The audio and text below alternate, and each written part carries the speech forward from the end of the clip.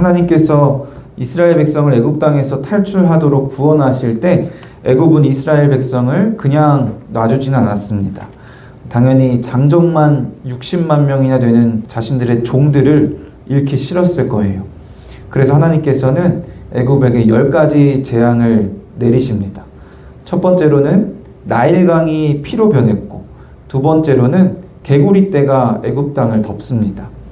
세 번째는 온 땅의 티끌들, 먼지들이 다 이로 변하는데, 이 세 번째 재앙부터는 애굽의 요술사들이 따라하지를 못합니다.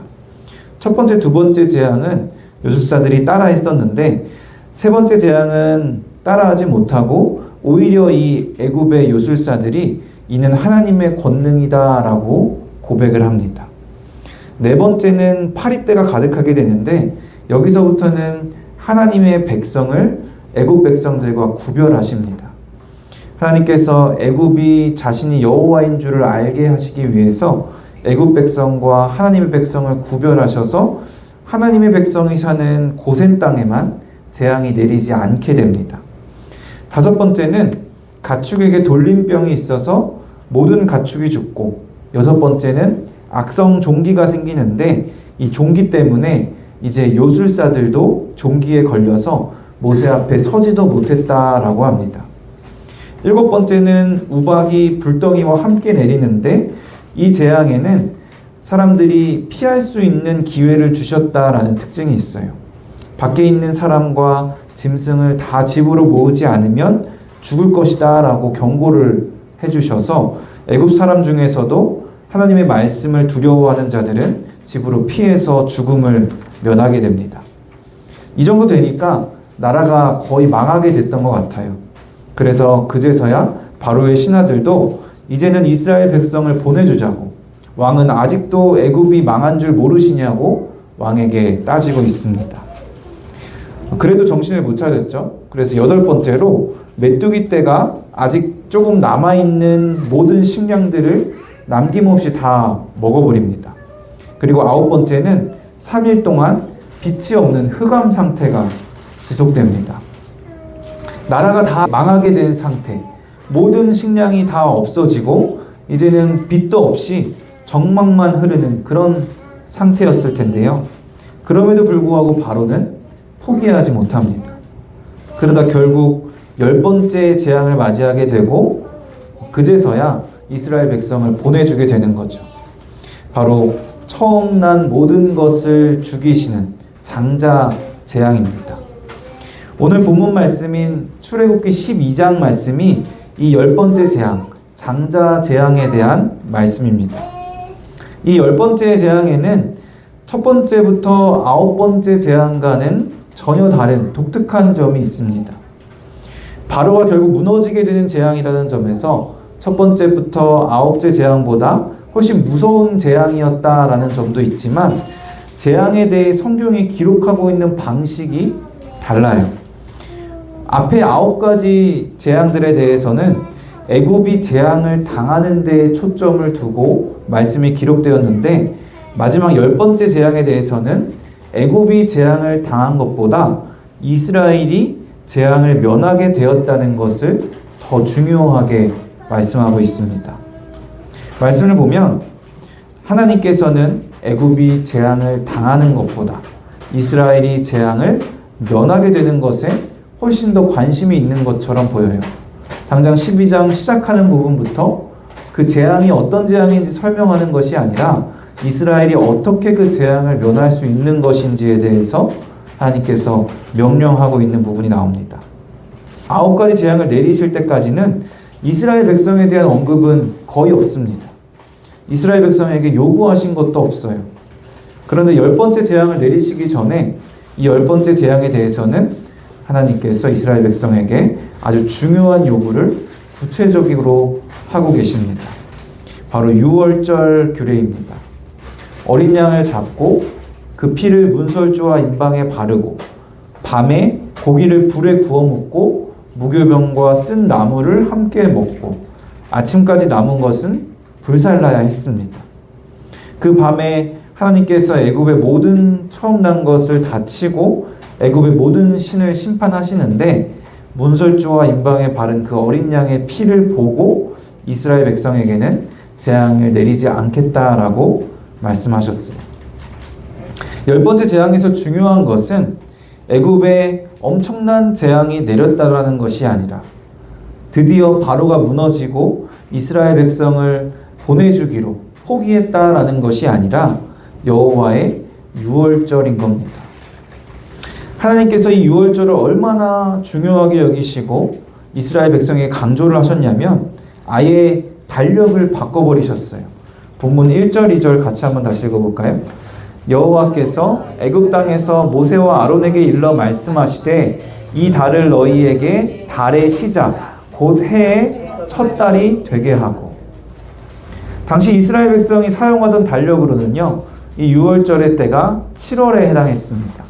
그런데 이 유월절의 때를, 이 7월을 달의 시작 곧 해의 첫 달이 되게 하라고 하셔서 출애굽 이후의 달력을 보면 유월절의 때가 1월로 바뀌게 돼요.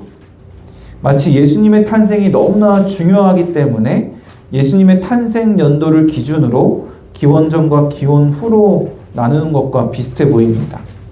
이처럼 이스라엘의 달력에서는 여호와의 유월절이 너무나도 중요해서 유월절이 있는 달을 기준으로 해를 나눴습니다.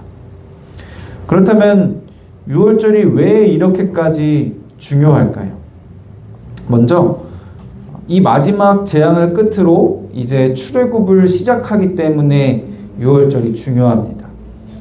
유월절을 통해 이루어진 출애굽은 잘 아시다시피 이스라엘 백성이 단순히 거주지를 이동하는 사건이 아니라, 그리고 단순히 이스라엘이 종노릇하다가 이제 해방돼서 풍요로움과 평안을 누리는 것을 의미하는 것이 아니라 하나님 나라의 역사에서 아주 중요한 분기점이 됩니다.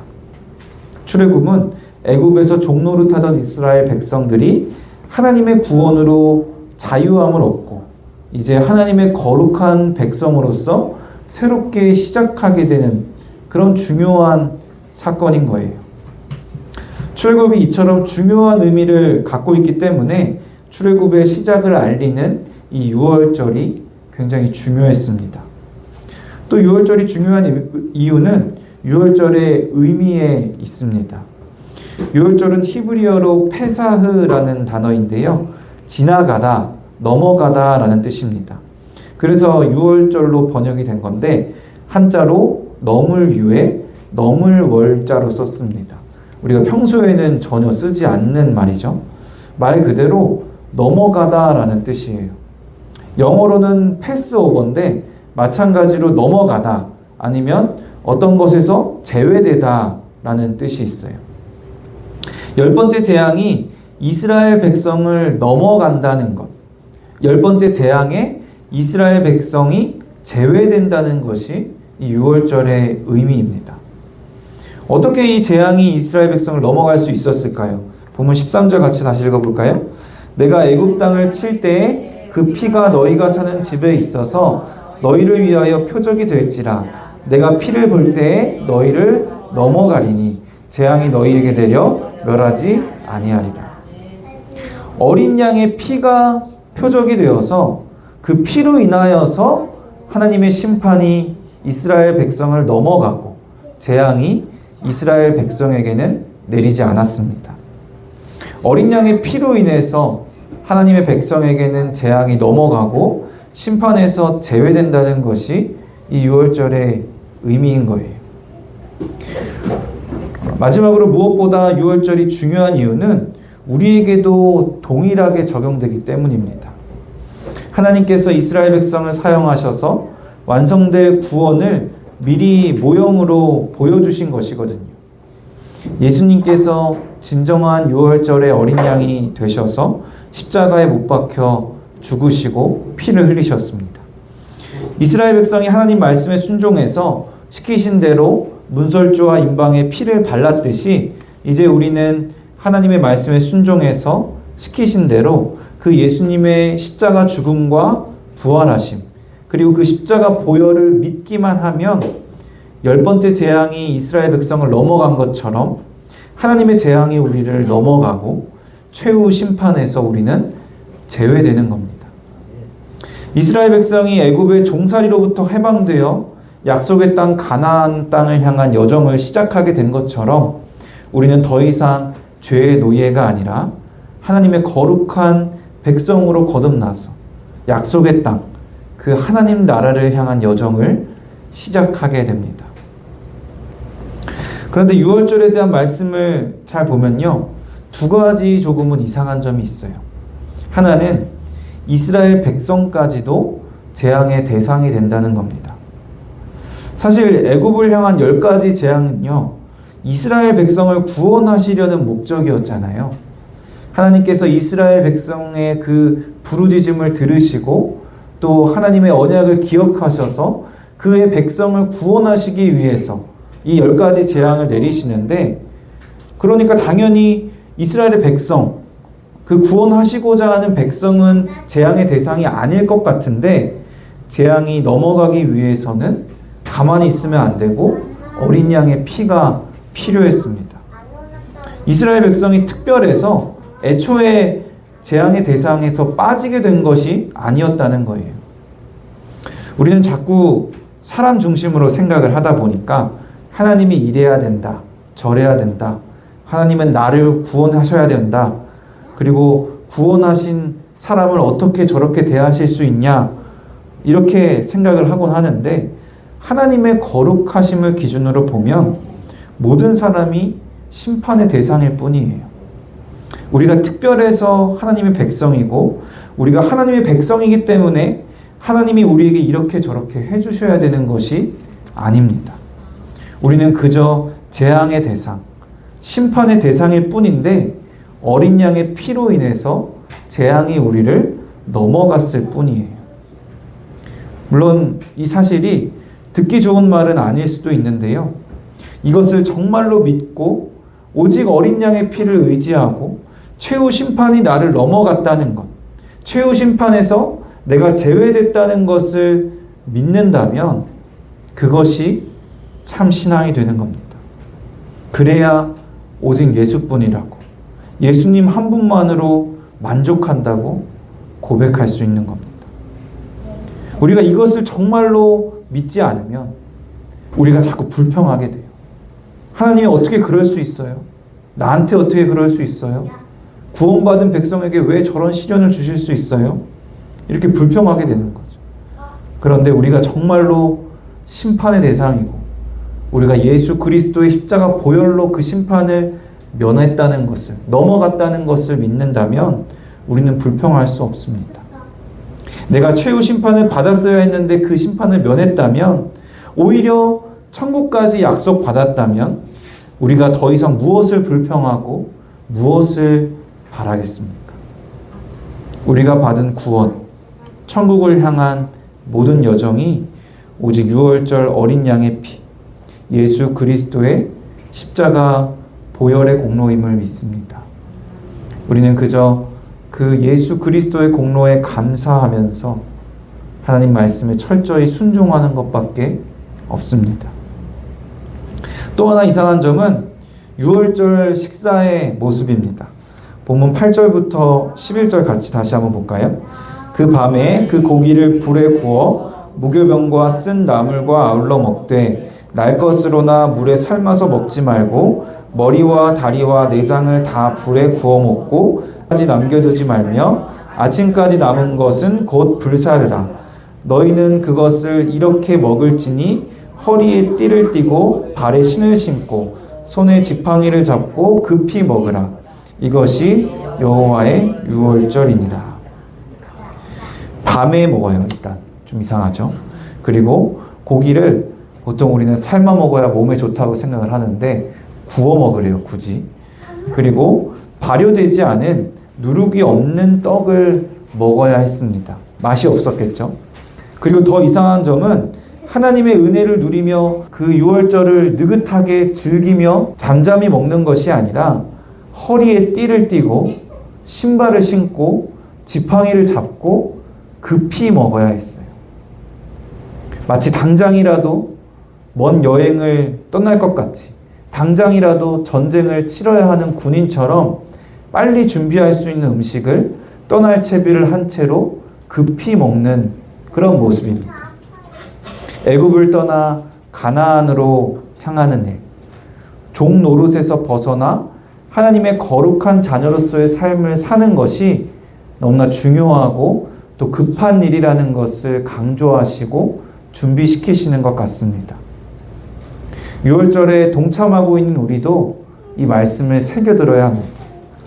죄의 종노릇하는 세상을 떠나 하나님 나라를 향해 가는 것, 하나님의 거룩한 자녀로서 살아가는 것은 너무나도 중요한 일입니다. 우리가 받은 구원을 그저 누리면서 행복해하면서 천천히 즐기는 것이 아니라 미리 만반의 준비를 단단히 하고 속히 떠날 채비를 해야 하는 그런 여정입니다. 또 그 길이 결코 쉽지 않음을 말씀을 통해 우리는 잘 알고 있습니다. 이스라엘 백성만 봐도요, 그들이 가나안 땅을 향해 가는 여정을 떠날 때 마주한 것은 무엇이었죠? 광야였습니다. 그리고 신약 성경에서도요, 우리가 살아가야 할 길, 신자로서 하나님 나라 갈 때까지 살아가야 하는 길은 고난의 길이라고 말씀하고 있습니다.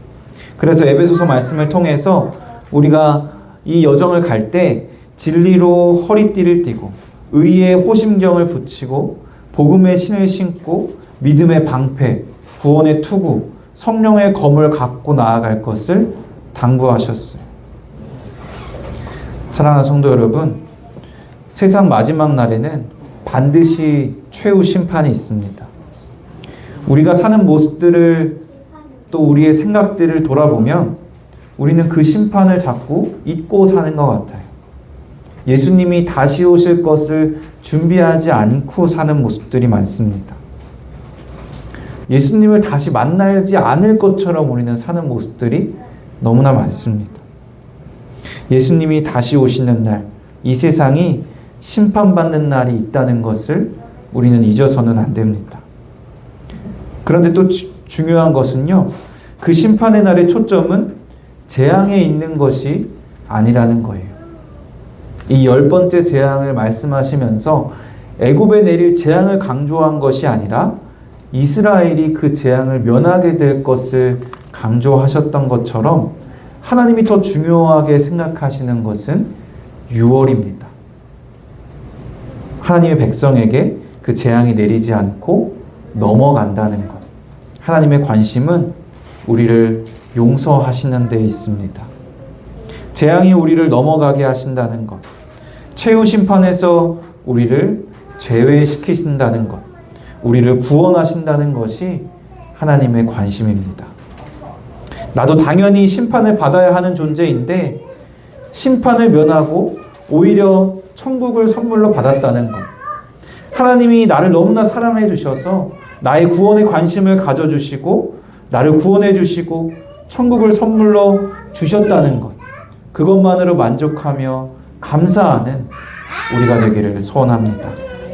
우리가 특별해서가 아니라 우리의 공로가 아니라 오직 예수 그리스도의 십자가 보혈로 인해서 재앙이 우리를 넘어가고 우리의 출애굽이 시작된 줄로 믿습니다. 이제는 죄의 종노릇에서 벗어나 하나님의 거룩한 백성으로서 약속의 땅으로 향하는 여정을 하나님의 전신갑주를 입고 속히 떠나는 우리가 되기를 소원합니다.